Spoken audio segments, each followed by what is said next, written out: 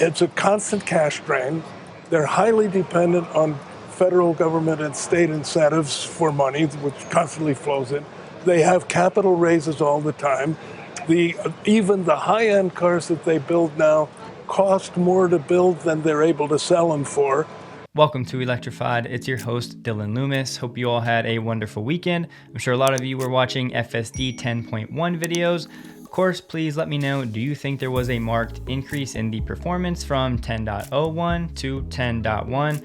I personally am not so sure. I know that a lot of people are expecting this to be the single stack. Rumor on the street is that it is not. And like with most updates, it seems as though in certain instances it is indeed better, but in others it is still the same. So let me know what your initial reviews are. Alex shared a really nice chart on Twitter saying all top 10 battery manufacturers are headquartered in Asia and concentrated in China, a theme that we have definitely talked about before. Now, before we dive in, Elon did say in an electric future, batteries are as essential to transport as oil is today. Of course, I agree, but getting into this diagram, zooming in, you can see we have the three key players, CATL, LG, and Panasonic, and these three companies alone make up about 70% of the total EV battery manufacturing market, so it's definitely very consolidated. And CATL, the world's top battery supplier, was only founded about 10 years ago and of course provides LFP batteries to Tesla and others. And the electric car battery market is now roughly a $27 billion per year business, of course set to grow exponentially in the decade to come. And here is a list broken down from 1 to 10 in terms of 2021 market share. Go ahead and take a screenshot if you would like. And of course, the hope here is that as Tesla begins to manufacture their own cells, they can pull the United States up into this top 10, and we can see a United States flag over on this right side of the chart in the future. Really exciting note from Sawyer. I've been told that Tesla's Giga Shanghai R&D center will be operational imminently, and there is an explosion of projects brewing. So the main focus of the R&D center was going to be that cheap version of the new electric car built specifically for China, roughly in that $25,000 neighborhood.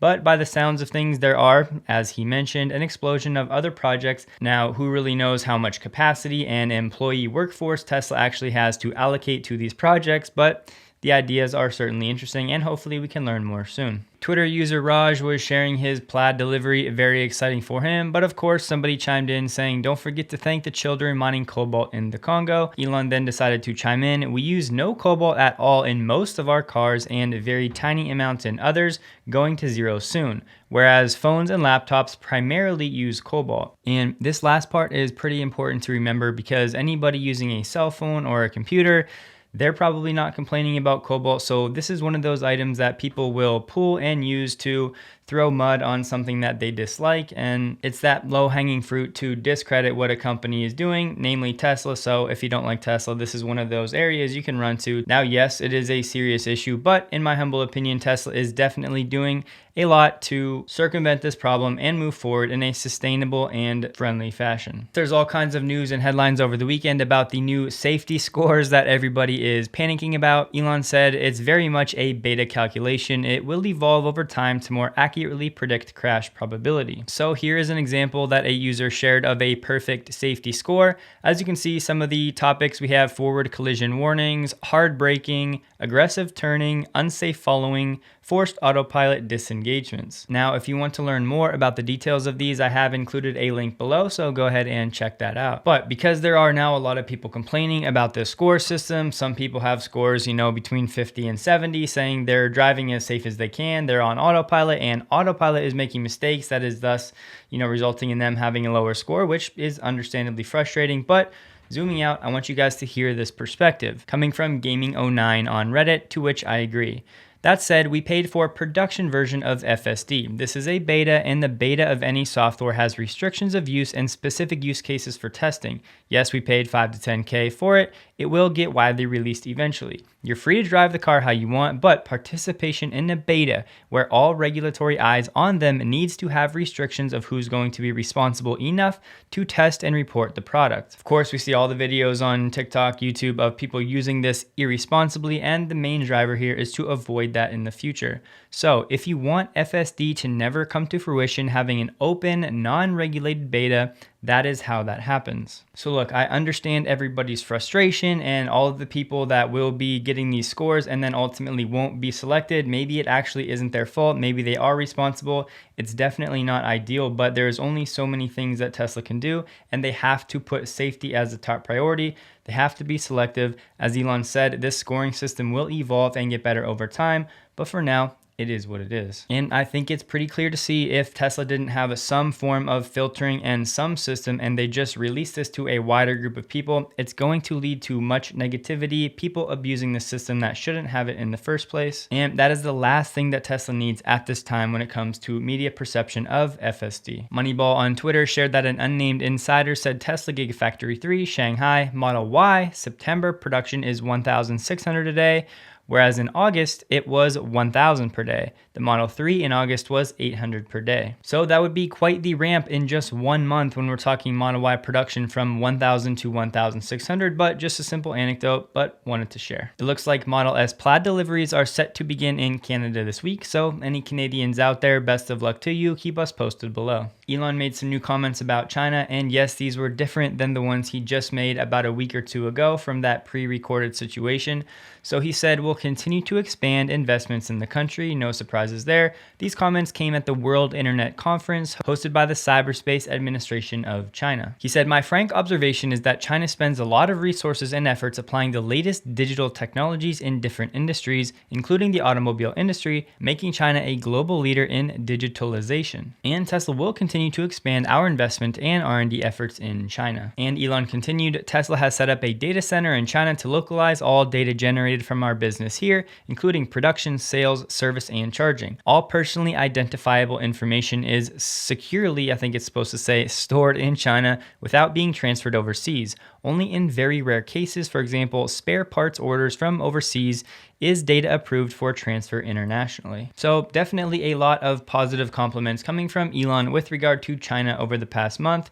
Yes, partially trying to restore the perception of Tesla there, but the thing is, Elon would never have taken Tesla there if he didn't think it was going to be one of the most important markets in the world. So no matter what happens, nothing has changed. That is still the #1 driver. Tesla is hiring for the 4680 production at Fremont. So we have a production associate for the pilot line cell manufacturing. This is a full-time job and no prior manufacturing experience or degree is required. You just have to be 18 or older. And they have another job titled Pilot Line Associate Manager. This one requires more experience.